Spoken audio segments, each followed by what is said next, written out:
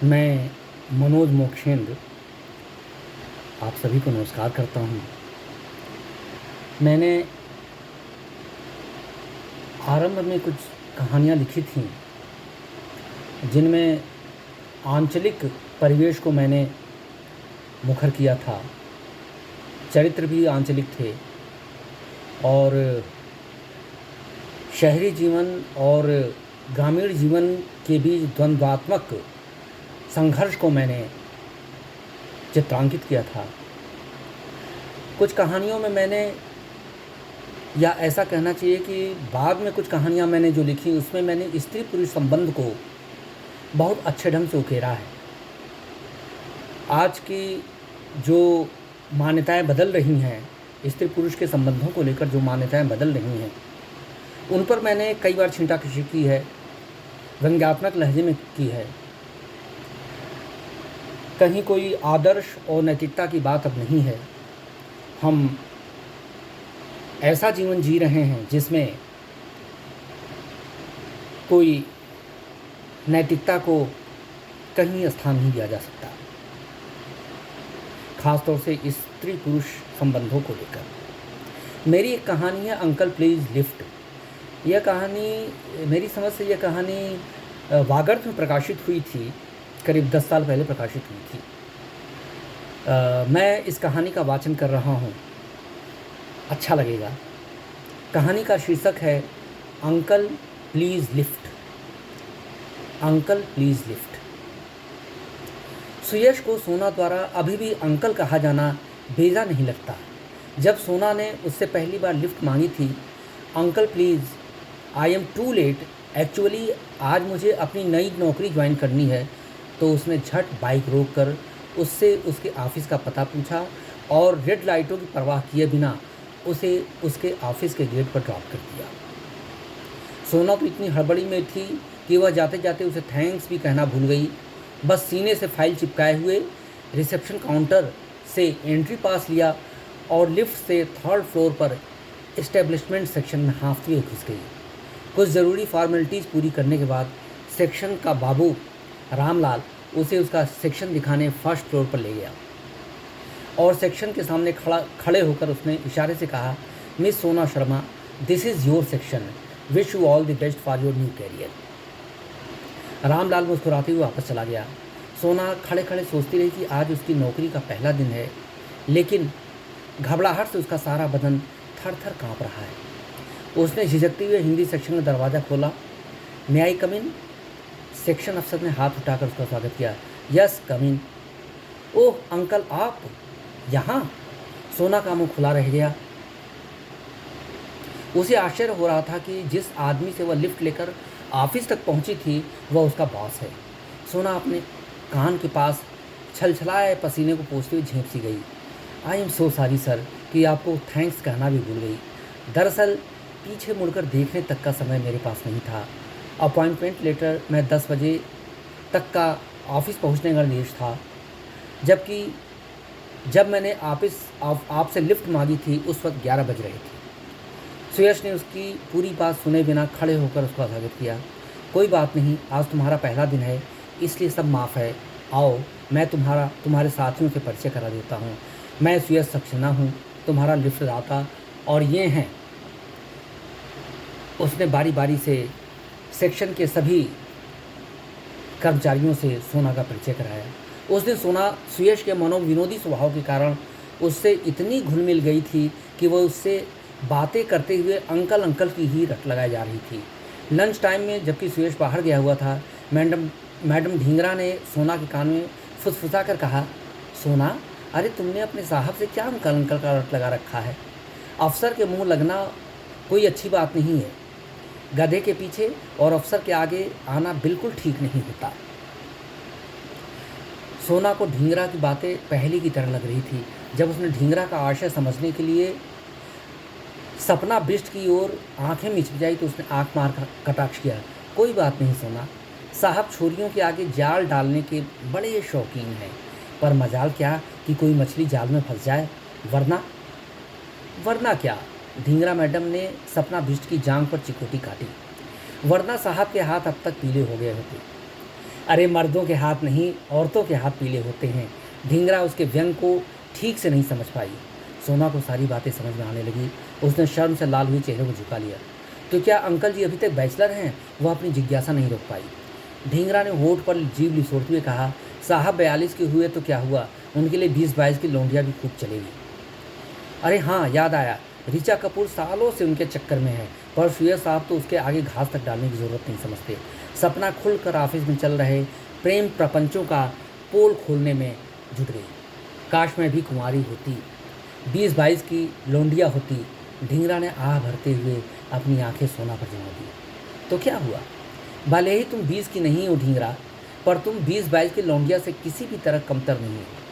पीछे से सुयश के इस अप्रत्याशित हुआ से तीनों औरतें सक पका गईं। सपना बिश ने आंखों ही आंखों में ढींगरा से कहा, बड़ा बदतमीज आदमी है, पता नहीं कब से यह चुपचाप सेक्शन में आकर हमारी बातें सुन रहा है। ये मर्द भी बड़े शौक होते हैं, औरतों के साथ चोंच में चोंच डालकर बात करने के मौके ढूंढते रहते हैं। ढींगरा ने भी आंखों ही आंखों में कहा, इसकी तो पुरानी आदत है हम औरतों की छिपकर बात सुनने की और बीच में टांग अड़ाने की। सुयश की उपस्थिति से अनजान सोना भी झेपते हुए अपनी कुर्सी पर जा बैठी। शाम को जब सोना बस स्टैंड पर खड़ी खड़ी बस का इंतज़ार कर रही थी और काफ़ी देर के बाद भी जब उसकी बस नहीं आई तो वह उकता कर शेड के नीचे बेंच पर बैठ गई। बैठे बैठे झपकी लेते हुए वह अचानक चौंक सी गई। उसने साफ सुना कि कोई उसका नाम पुकार रहा है। पता नहीं किस ओर से आवाज़ आई थी।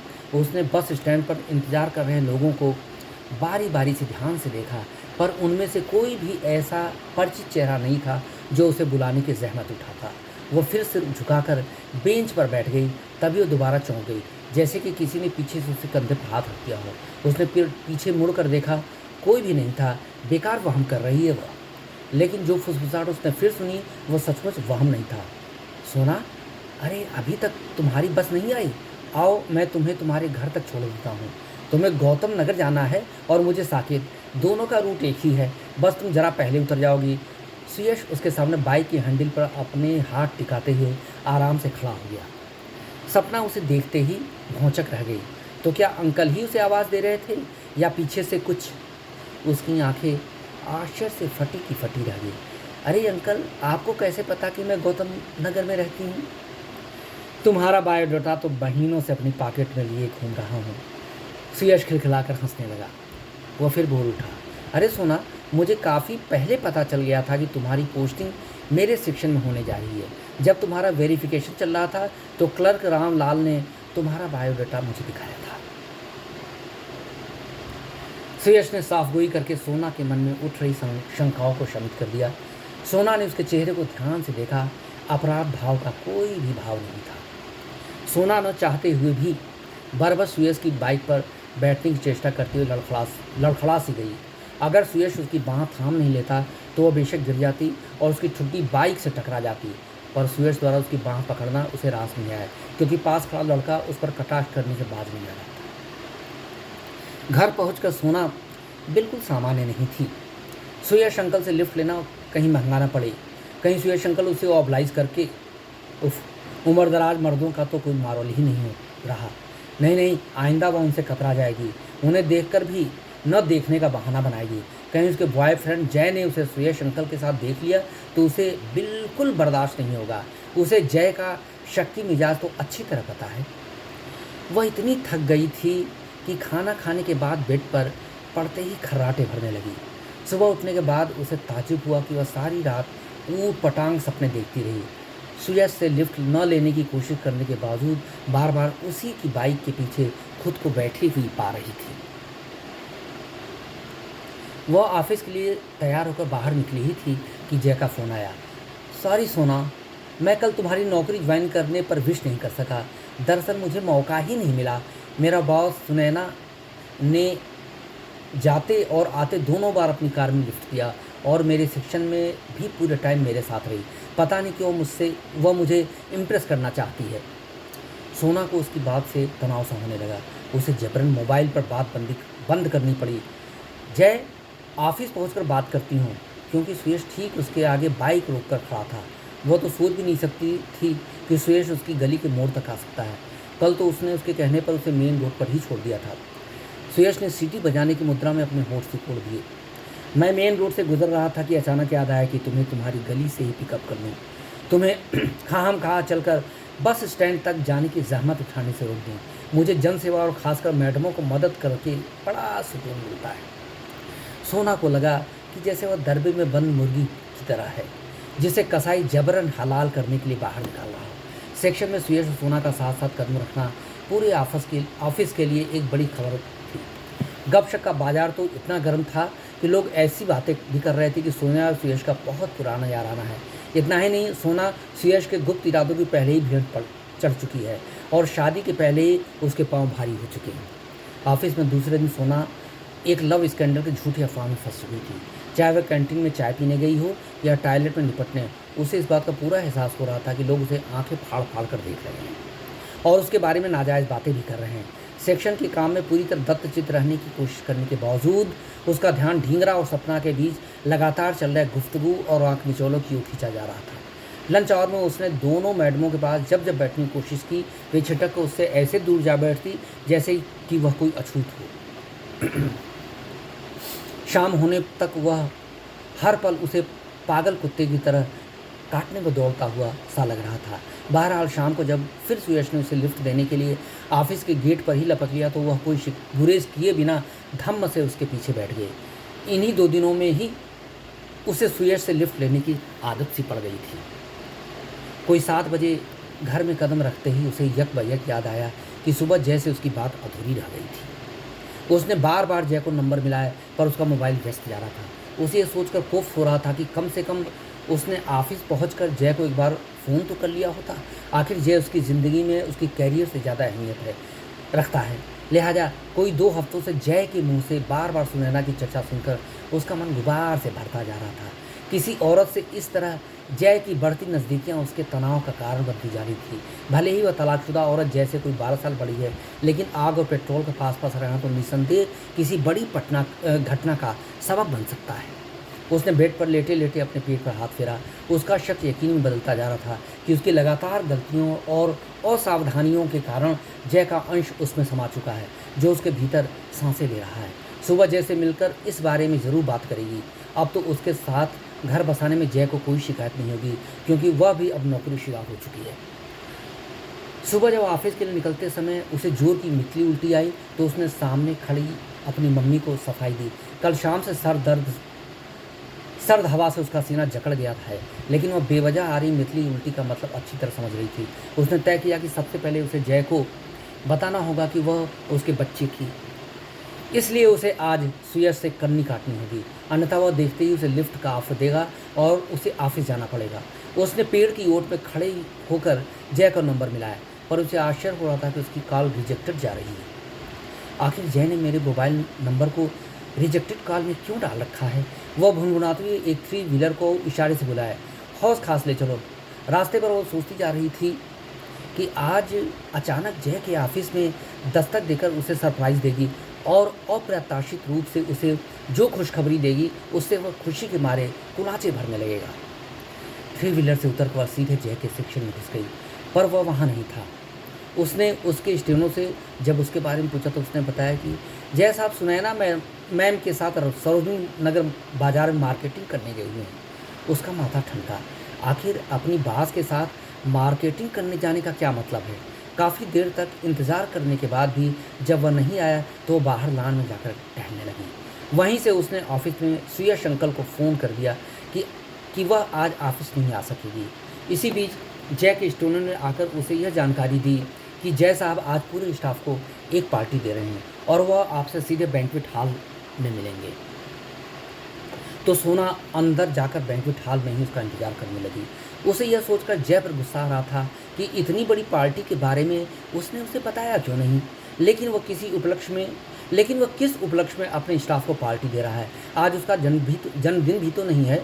बैंक्वेट हॉल को इतने करीने से सजाया गया था कि कोई यह नहीं कह सकता कि कोई मामूली आयोजन किया जा रहा है। हाँ, बहुत संभव है कि जय का प्रमोशन हुआ हो और इसी उपलक्ष्य में वो पार्टी दे रहा है। वो बता भी रहा था कि जल्दी ही उसका प्रमोशन होने जा रहा है।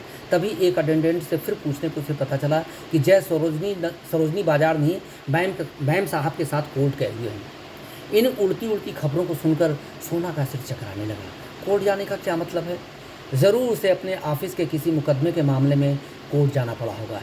इसी दरमियान उसे गेट पर शोरगुल सुनाई दिया। साहब और मैम साहब आ गए।